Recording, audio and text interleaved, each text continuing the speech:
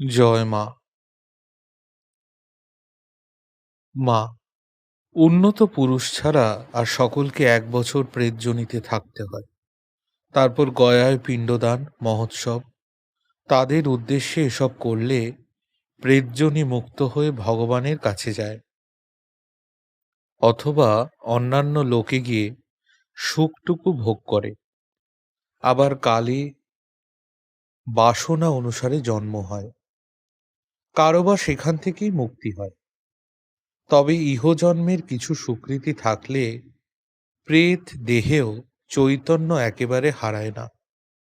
মা, বৃন্দাবনের সেই বৈষ্ণব ভূতের গোবিন্দজির পূজারীর কথা বলিলেন।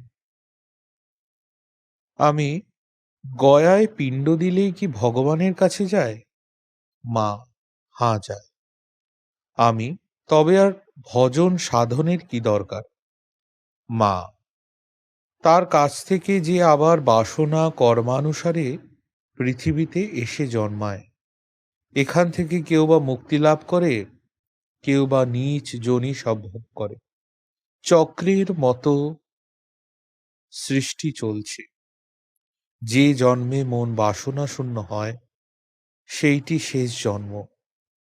আমি, এই যে ভগবানের কাছে যায় বললে, কেউ কি এসে নিয়ে যায় না আপনিই যায়? মা, না আপনিই যায়। সূক্ষ্ম শরীর হাওয়ার শরীর কি না? আমি, যাদের গয়ায় পিণ্ডাদি না হয় তাদের কি গতি হয়? মা, যতদিন না বংশে কোনো ভাগ্যবান জন্মে গয়ায় পিণ্ড দেয়, কি ঊর্ধ্ব দেহি ক্রিয়াদি করে, ততকাল প্রেত দেহে থাকতে হয়। আমি, এই যে ভূত প্রেত এসব কি শিবের চেলা ভূত, না যারা মরে গেছে তারা? মা, না, মৃত যারা তারা। শিবের চেলা ভূত সেসব আছে আলাদা। ভারী সাবধানে চলতে হয়। প্রত্যেক কর্মের ফল ফলে। কাউকে কষ্ট দেওয়া, কটু কথা বলা ভালো নয়।